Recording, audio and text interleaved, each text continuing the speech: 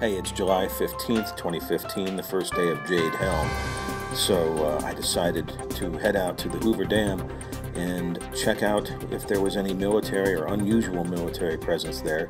And what you can see is that there's nothing unusual other than low water levels, which unfortunately are very usual these days. Saw absolutely no military presence at the dam this morning. So that's it.